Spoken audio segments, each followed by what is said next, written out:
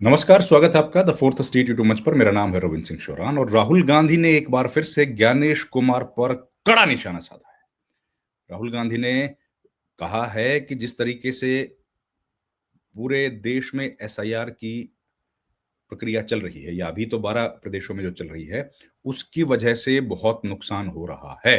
ये बात राहुल गांधी ने कही और उन्होंने एक ट्वीट के माध्यम से कहा है कि ये तुरंत रोका जाना चाहिए। ज्ञानेश कुमार ये बहुत गलत कर रहे हैं। देखिए क्या है, एसआईआर के नाम पर देश भर में अफरा-तफरी मचा रखी है। नतीजा क्या है नतीजा? 3 हफ्तों में 16 बीएलओ की जान चली गई। हार्ट अटैक, तनाव, एक्सट्रीम स्टेप एसआईआर कोई सुधार नहीं थोपा गया। जुल्म है। कितना कड़ी लाइन, कितने कड़े शब्दों का प्रयोग किया। ईसीआई ने ऐसा सिस्टम बनाया है जिसमें नागरिकों को खुद को तलाशने के लिए 22 साल पुरानी मतदाता सूची के हजारों स्कैन पन्ने पलटने पड़ेंगे। मकसद साफ है, सही मतदाता थक कर हार जाए और वोट चोरी बिना रोक टोक जारी रहे। भारत दुनिया के लिए अत्याधुनिक अत्याधुनिक सॉफ्टवेयर बनाता है, मगर भारत का चुनाव आयोग आज भी कागजों पर जंगल खड़ा करने पर ही अड़ा है। बाप रे, किस तरह के शब्दों का प्रयोग किया देखिए आप। और आगे का हिस्सा है वो भी आपको मैं दिखाता हूँ। राहुल गांधी लगातार हमलावर हैं चुनाव आयोग पर और लगातार इस तरह की बातें वो कह रहे हैं कि इलेक्शन कमीशन जो है वो पारदर्शिता से काम नहीं कर रहा है।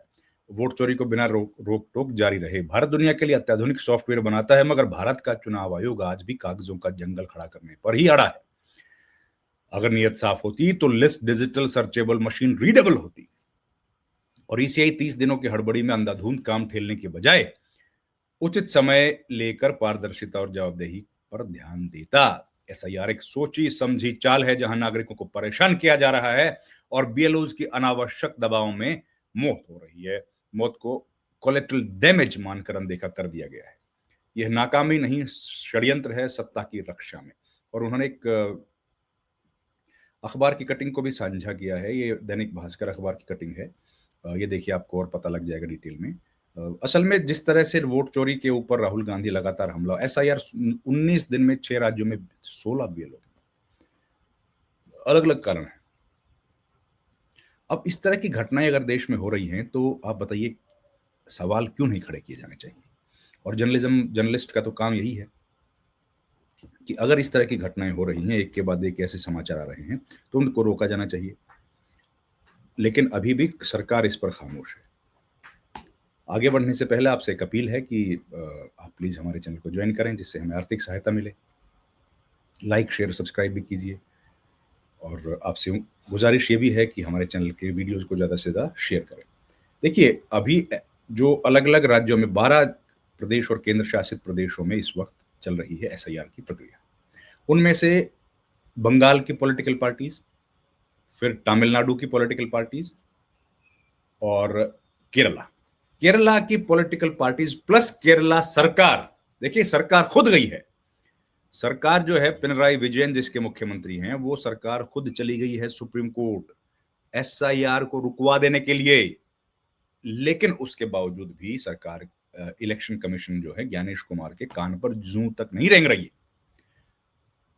है। केरला सरकार ने कहा है कि हमारे यहां पर चल रहा है लोकल बॉडीज के इलेक्शन। लोकल बॉडीज इलेक्शन हम लोगों को दिसंबर की 21 तारीख से पहले कराने जरूरी है, कानून है।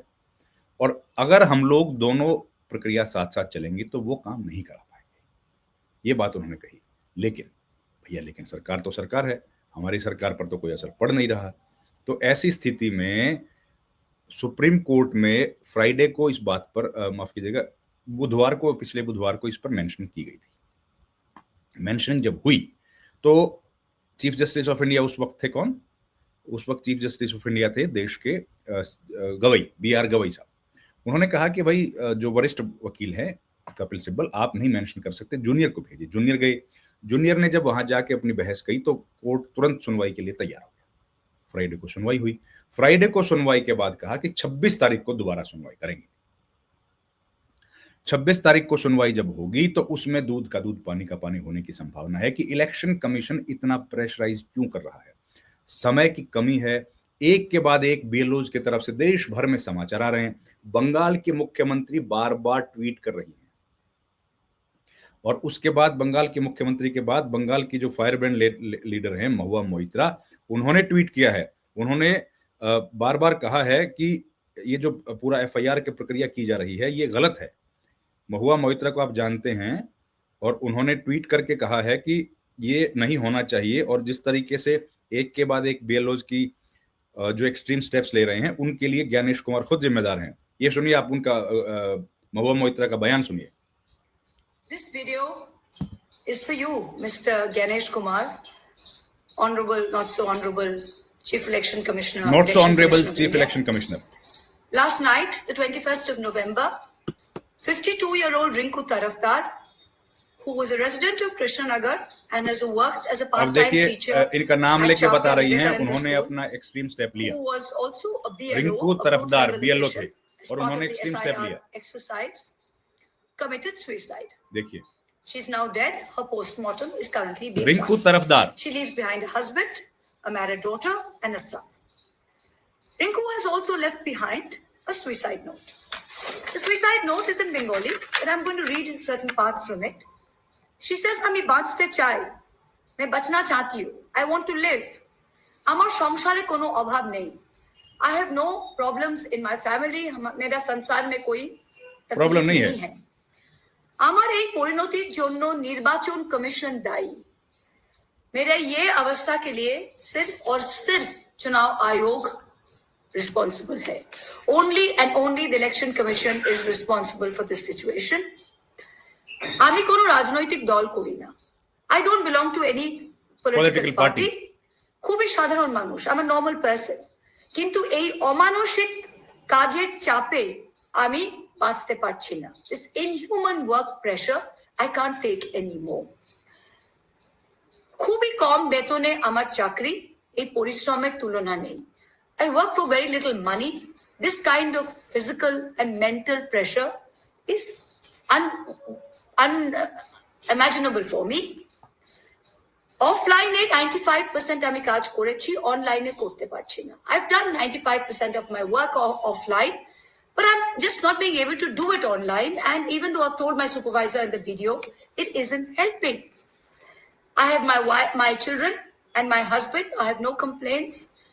I left a list of where I've kept my things, but I should have left my job. I didn't leave it. Now I've been registered as a BLO. Now it's too late to leave it.